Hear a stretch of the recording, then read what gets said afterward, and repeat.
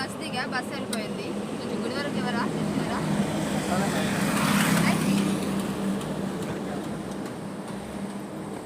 మీరు ఎక్కడ దాకా వెళ్తున్నారు? అవునా, లక్కీ. నేను కూడా గుడికేనండి, టెంపుల్కి. సచ్చినోడు ఫోటో దిగుదామంటే బస్సు వెళ్ళిపోయింది, అందుకే మీ కార్ ఎక్కాల్సి వచ్చింది. భద్రాచలం ఎందుకు వెళ్తున్నారు ఇప్పుడు గుడికి?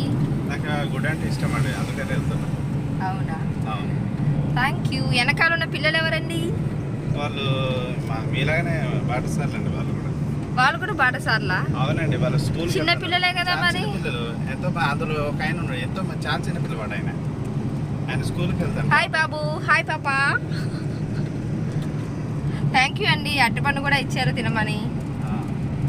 అంతే, దేవుడు దేయండి. రాముడు నాకు ఇలాంటి రాముడు పంపించారు, ఎంత చాలా మంచోళ్ళు అనుకుంటా.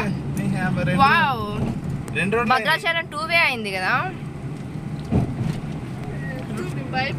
2 రూట్లు బాగున్నాయండి భద్రాచలం. మీ కాళ్ళు రావడం నాకు చాలా సంతోషంగా అనిపిస్తుంది. ఇంత స్లిమ్ గా ఉన్నారు, పెళ్లి కాలేదా అండి? అంటే అంటే అయ్యింది కాలేదండి. నాకు పెళ్ళయిందండి. మా వారు మేనేజర్. అయ్యో పాపమా?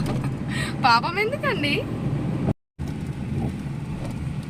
మీరెందుకు సింగిల్ గా గుడి చేస్తున్నారండి?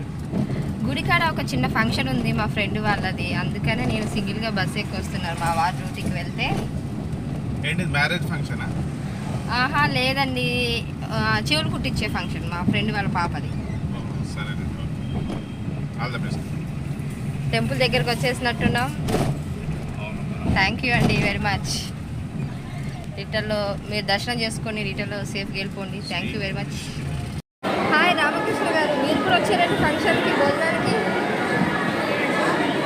అరే మీరు కూడా ఇక్కడే ఉన్నారే, భలే విచిత్రంగా ఉంది. మీరు ఎందుకు ఇలా వచ్చేది? మా ఫ్రెండ్ వాళ్ళ అమ్మాయి బతుకుతారు. మా ఫ్రెండ్ కూడా దూరం చుట్టం అవుతాం. భలే కలుసుకుంటున్నాం మనం, ఫ్యామిలీ ఫ్రెండ్స్ అవుతాం మనం. మీ అడ్రస్, మీ ఫోన్ నెంబర్ ఇవ్వండి.